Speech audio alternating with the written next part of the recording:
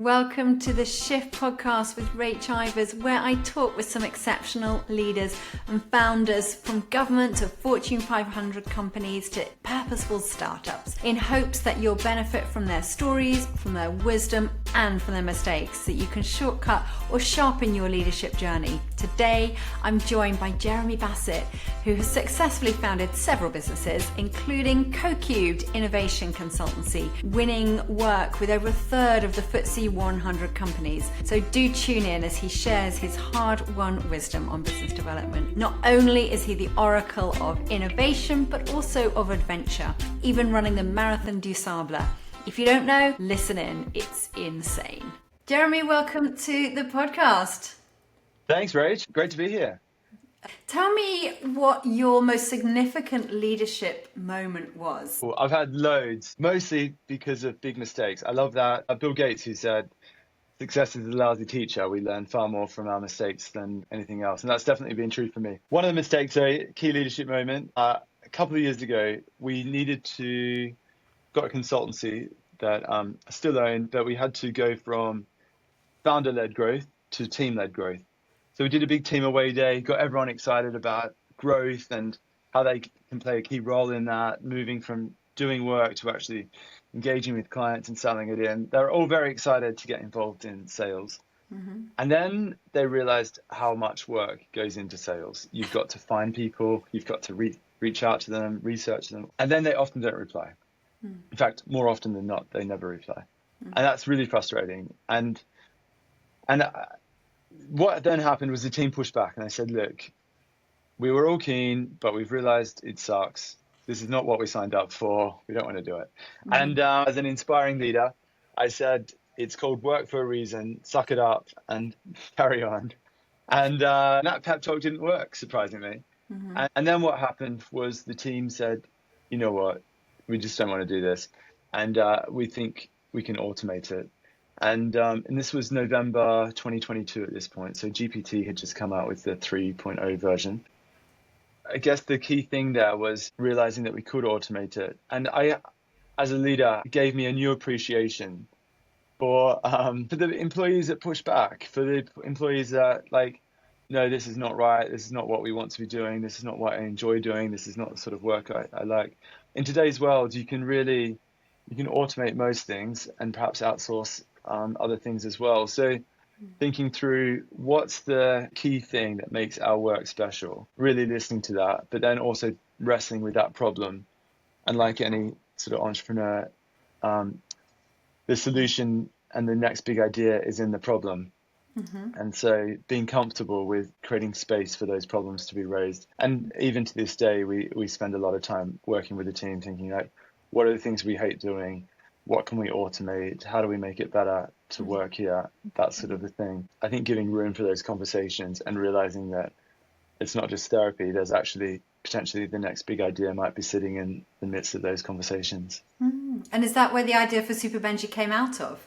That's exactly where it came from. And pivoting. So from there, we then automated sales. The first part of sales, as you go through the funnel, sales gets a lot more fun. Mm-hmm. But the first part, outreach, is very boring and it's not even the sort of thing you want to outsource. So we managed to automate it. I think consultancies and agencies, it's perhaps the toughest sell in the world. You're pitching an undefined product for a VIP audience, and we managed to automate that. So we then realized we'd solved our problem. We'd also solved an industry problem. And so at that point, we spun out Super Benji, and here we are.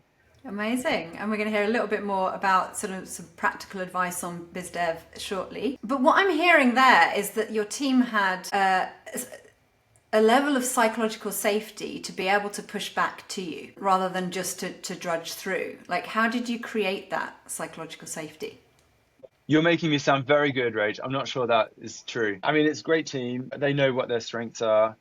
They're confident in that. And therefore, I guess they're confident to be able to share what their weaknesses are as well. I definitely don't always get it right. And there was there's pushback from my side initially in terms of, it's just work, it's what we have to do. But I think we do need to be proactive in creating space for how do we do better?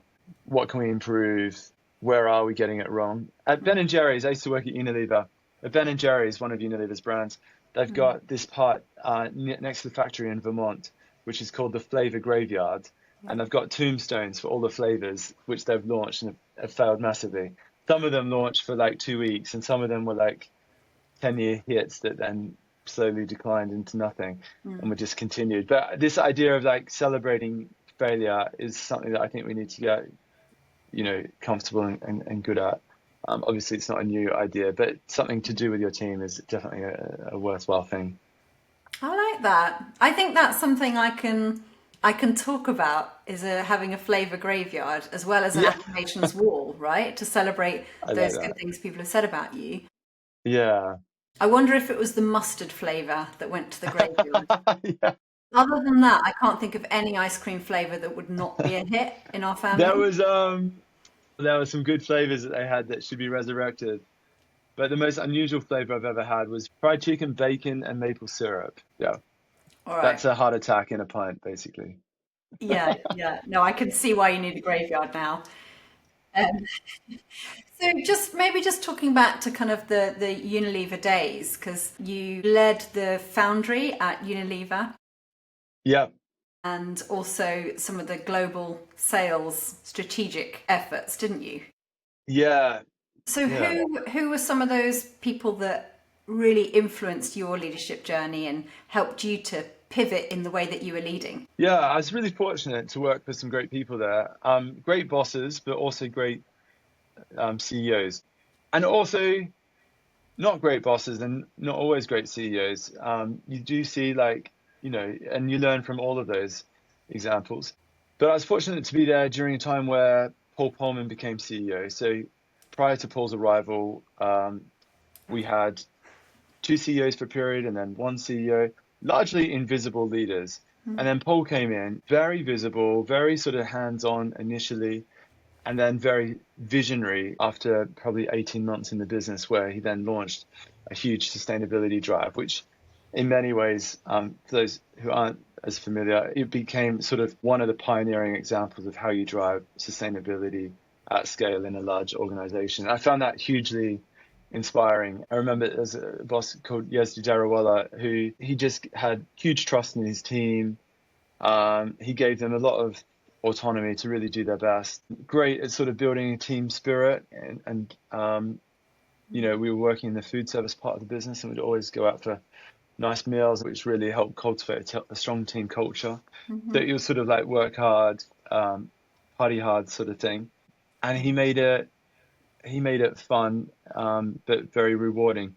But he also had a nice way of sort of keeping you in check. Like if it wasn't quite up to scratch, he would sort of name that as well. So you knew where you stood with him, which I found super helpful and something that I try and emulate with my team today. So just those 2 examples you gave, like one was of someone being quite hands-on and one was of someone being quite empowering of their teams. Do you ever find that a struggle in your leadership positions, is being hands-on, involved in the detail versus providing the vision? Do you think it should be a struggle, or actually as a good leader, do we need to have both? Well, I think a person, I'd say, as a good leader, you need to be able to do both, but you need to know when and when not to do both. For instance, at CodeCubed, we had a fantastic team that were very experienced, and you could, over time, we took people from being analysts to then being managers and directors and sort of being responsible for doing biz dev for themselves to, hopefully soon being almost like partners in the company. At Super Benji, we're at an earlier stage on that journey. So we're just over 12 months in. It's a fantastic team, but also a very junior team. As we move forward, I would love to not be in the details as much as what I am, for instance, today. But if I don't get into the details, the ball just gets dropped just because it's a more junior team. I think it's important to realize everything's a journey, and to be able to go on that journey, if you're going to go from founder to an at scale CEO in particular, that's important. And it's not like Mark Zuckerberg is still stuck in the code of Facebook today, but he had to very much be in the code when he was getting going and having an eye for detail in those first few months, first few years type thing of launching that as a business.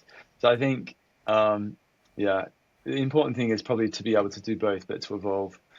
and to push the company to evolve as well. I think if you're at that stage of startup where you're wanting excellence, you can't get that without having excellence in the detail.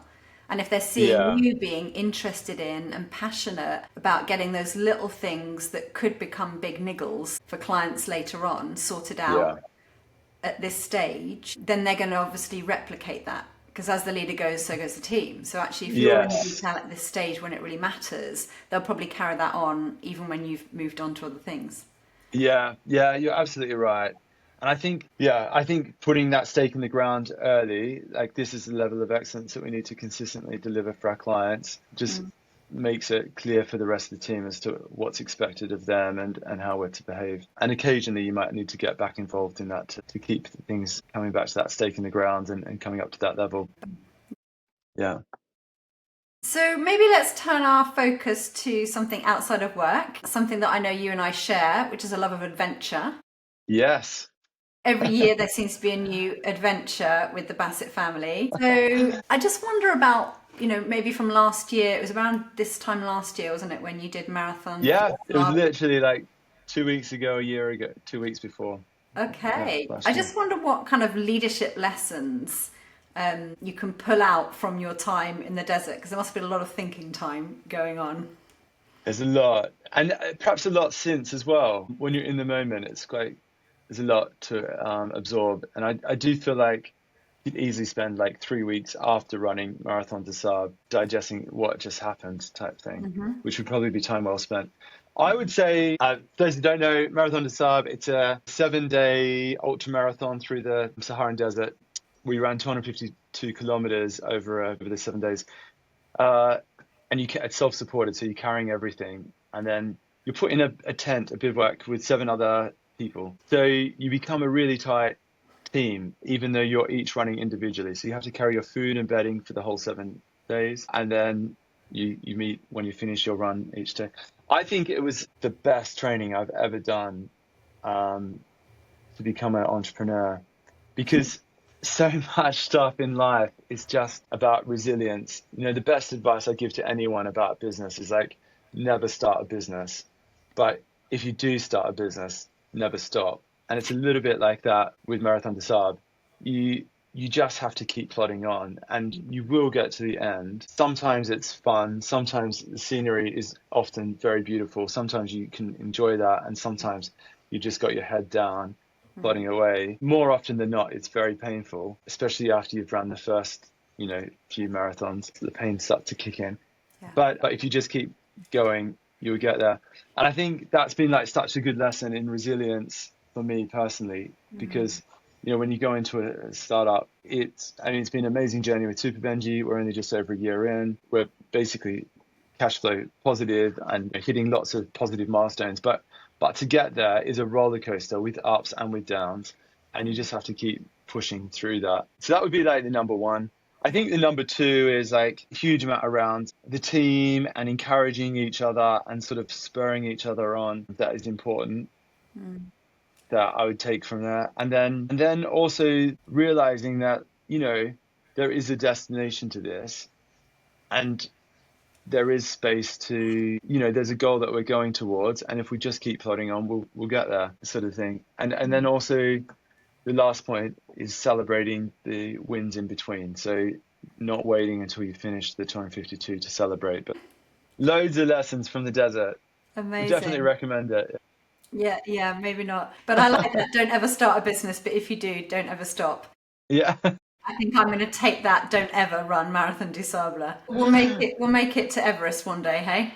Yes. Come on. Yeah. Next up. So I think that celebrating the journey along the way is a real sign of maturity for particularly the pioneering types among us, because actually the temptation is to say we haven't yet got there, and it might be demotivating to celebrate already. But actually the reverse is what you're saying, and what I've found to be true, which is that a lot of people like to be celebrating the journey rather than just the end result. So I'm hearing intentionality in that. There's always something bigger and better.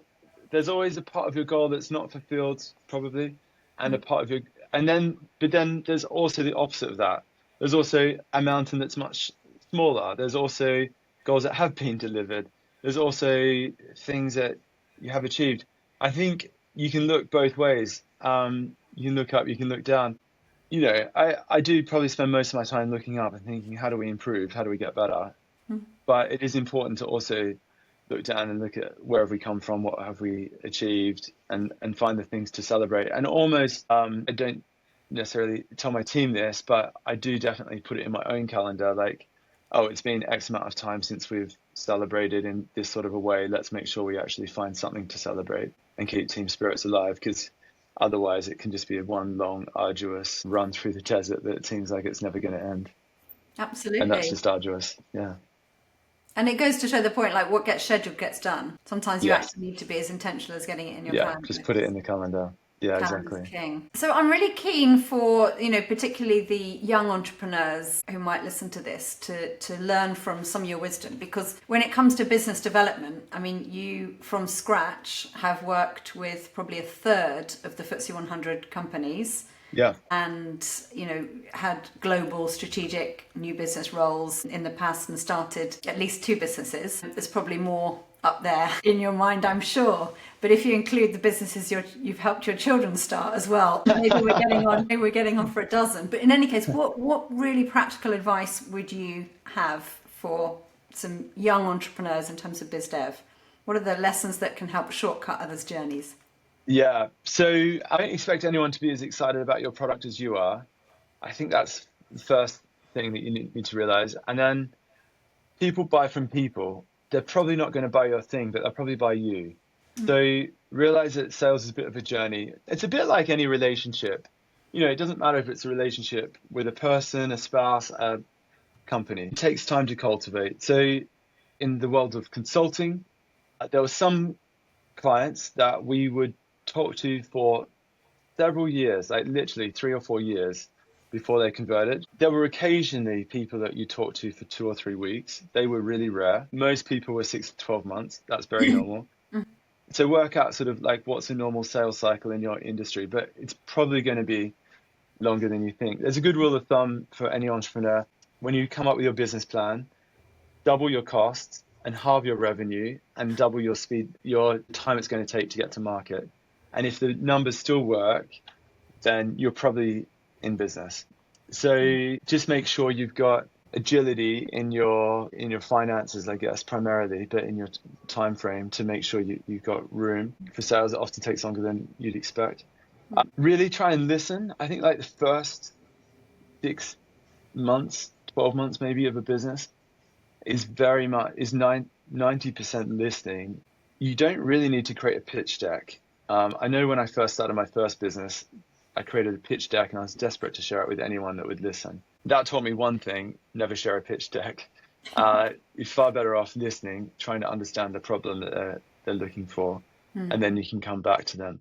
The first meeting, if it's done well, is never your last meeting. So don't feel like you have to get everything out in that first meeting. All you want to do is show that that person is understood, that you've heard their problems, and that you might have something interesting as a solution, but perhaps don't share that. Wait for a subsequent meeting.